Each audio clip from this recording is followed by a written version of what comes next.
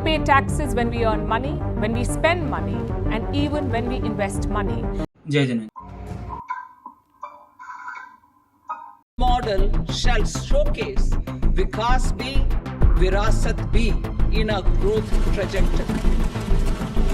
आप सभी को स्वागत है हमारे YouTube चैनल। मैं बहुत ही डिसअपॉइंटेड हूँ। मैंने ये नहीं सोचा था ऐसा बजट लेके आएंगे कि जिसमें रिटेलर्स को, मिडिल क्लास को, Even I come from a middle class family.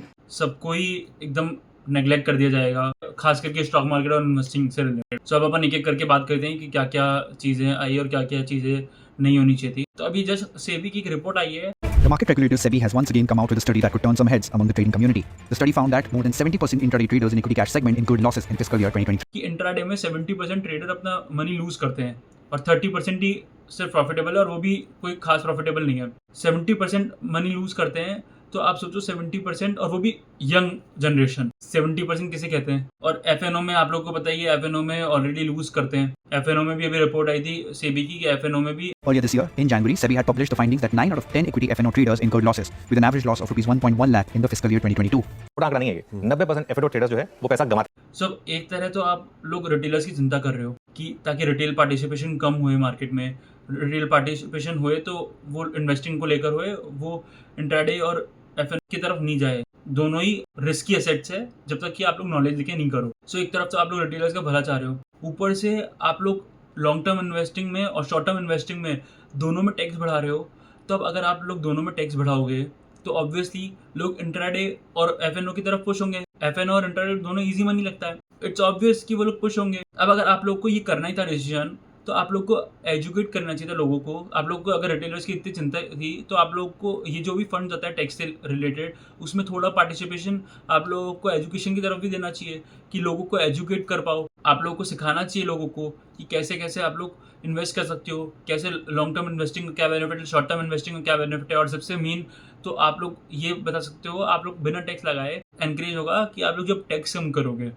आपने लॉन्ग टर्म में भी टैक्स इंक्रीज कर दिया, अब आपने शॉर्ट टर्म में भी टैक्स इंक्रीज कर दिया, तो ऑब्वियसली लोग इंट्राडे और एफएनओ की तरफ मूव करेंगे। अब आपने एफएनओ में एसटीटी लगाया। Finance Minister Nirmala Sitharaman hikes the securities transaction tax, the STT, on the sale of options. The hike in STT is by a whopping 25%. STT has now been raised from 0.05% to 0.062%. But आपको पता है कि आधे से ज़्यादा लोगों को तो एसटीटी का मतलब भी नहीं पता होगा, और आधे से ज़्यादा लोगों को ये भी नहीं पता होगा कि एसटीटी लगती भी है स्टॉक मार्केट में। अब एसटीटी लगाने से रिटेल पार्टिसिपेशन कम नहीं होगा। अगर आप लोगों को रिटेल पार्टिसिपेशन कम करने का इतना ही वो था, तो आप लोगों को एजुकेट करना चाहिए। अगर आप लोगों को एसटीटी लगाना ही था तो आप लोग धीरे धीरे ग्रेजुअली इंक्रीज करके लगा सकते थे। आप लोग को एक साथ इतना नहीं डालना चाहिए था। और कई लोग तो इसलिए लॉस करते हैं मार्केट में, वैसे वो लोग प्रॉफिट में रहते हैं पर just because of charges lose कर देते हैं। बट अब आप लोग अगर रिटेल पब्लिक का इतना ही सोच रहे हो, तो आप लोग इतना चार्जेस अगर इंक्रीज करोगे, सो ऑब्वियसली लॉस में जाएगा। वो कहाँ से प्रॉफिट करेगा? अपने ट्रेडिंग प्रॉफिट का 15 से 50% ट्रेडिंग कॉस्ट में चुका देते हैं, मतलब एसटीटी वगैरह में। और जो अब एसटीटी तो सबको देना पड़ेगा, एसटीटी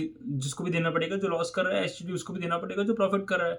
अगर आपको एफएनओ और में भी चार्ज करना ही था, तो आप लोग एफएनओ पे जैसे आप लोगों ने लॉन्ग टर्म गेन और शॉर्ट टर्म गेन में आप लोगों ने टैक्स इंक्रीज किया, वैसे ही आप लोग एफएनओ में करते।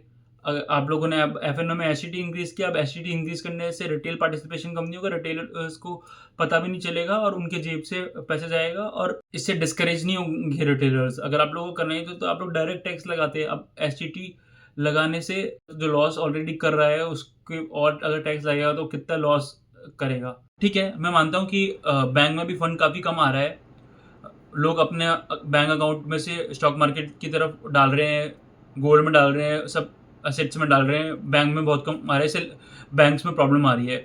ठीक है, वो अंडरस्टैंडेबल है। बट अब आप खुद सोचो, अब एक तरफ तो आप लोग इन्वेस्टिंग के लिए आप लोग एनकरेज कर रहे हो लोगों को, एक तरफ तो आप लोग बोल रहे हो कि 4 जून के बाद मार्केट बढ़ेगा।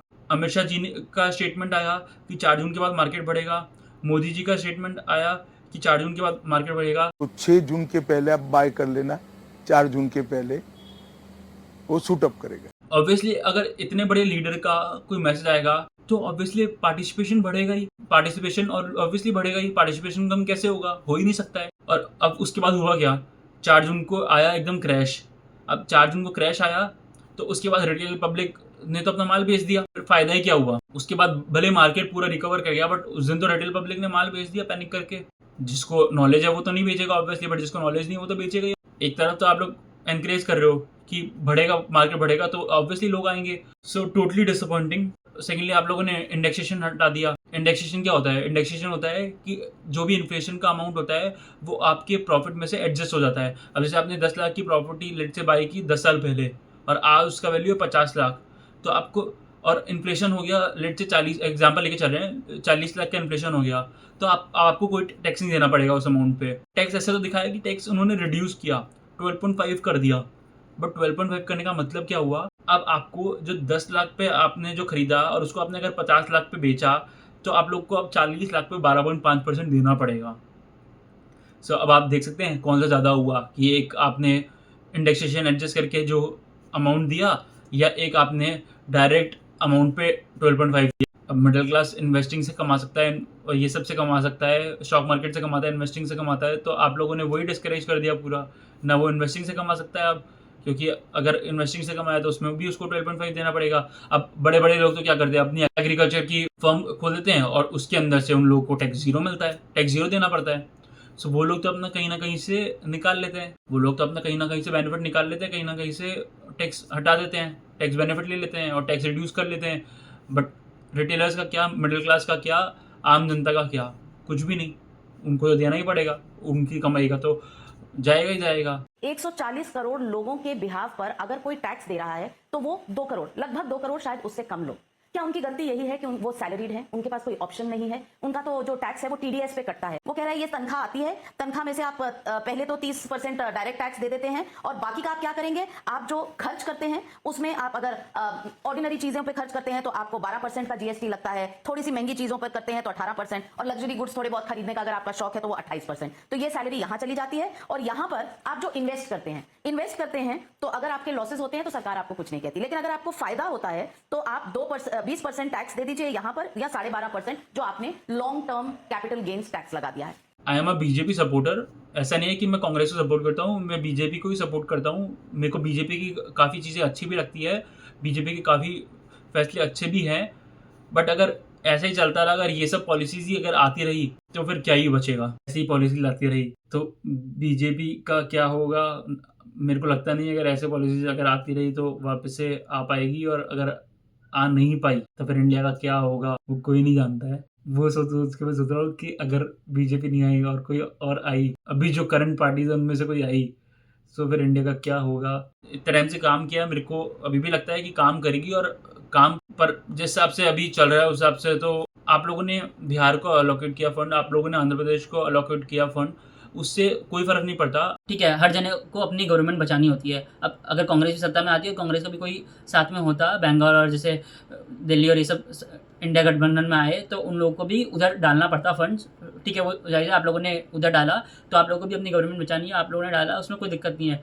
बट आप लोगों को रिटेलर्स और मिडिल क्लास का भी सोचना चाहिए था। बजट क्या सोच के बनाया, क्या करके बनाया। बट ये वीडियो आप लोग ज़्यादा से ज़्यादा लोगों तक शेयर करो, ताकि हो सके कोई ना कोई तो देखे ऐसा, कि जिसको लगे कि हाँ जो हुआ गलत हुआ, आगे से अगले साल से सॉल्यूशन मिलेंगे, अगले साल से कुछ ना कुछ सही आएगा, कि जिससे रिटेलर्स को, मिडिल क्लास को बेनिफिट मिलेगा। इतना वो नहीं होगा। अब अगर अपन लोग ये सब चीज़ें एनकरेज करेंगे ना, तो ऑब्वियसली आगे जाके और टैक्स इंक्रीज होने वाला है, और चीज़ें इंक्रीज होने वाली है। 20 का 30% कब हो जाएगा पता नहीं चलेगा, 12.5 का 15-20% कब हो जाएगा पता भी नहीं चलेगा। बस मैं इतना ही कहना चाहता था। सो मिलते हैं अगली वीडियो पे, और जल्दी अब वापस से वीडियो आना चालू हो जाएगी सिखाने के पर्पज़ से। मैं कोशिश करूँगा कि जल्द से जल्द वीडियो आती रहे और आप लोग को मैं नॉलेज देता रहूँ। और जैसे मैंने बोला था लास्ट वीडियो में कि मार्केट अभी टूटेगा नहीं, मार्केट ऐसे क्रैश नहीं करेगा। मार्केट अगर आप लोग अच्छे स्टॉक में अच्छे स्टॉक में बाय करोगे ना, तो आप लोगों को कोई प्रॉब्लम नहीं आएगी, क्योंकि अभी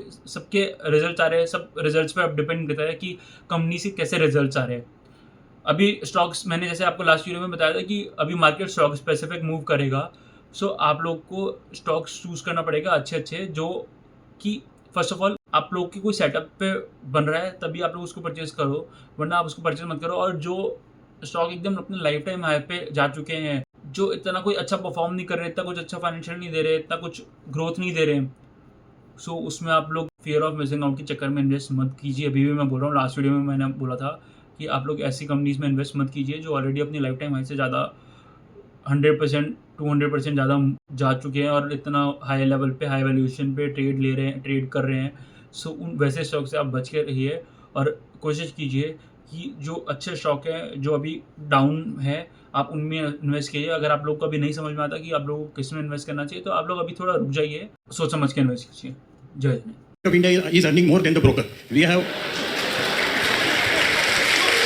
You are my sleeping partner. I am a working partner with my finance, my risk, my staff, everything. Sorry, I told Shaina I have no answer for that, but a sleeping partner cannot answer sitting here.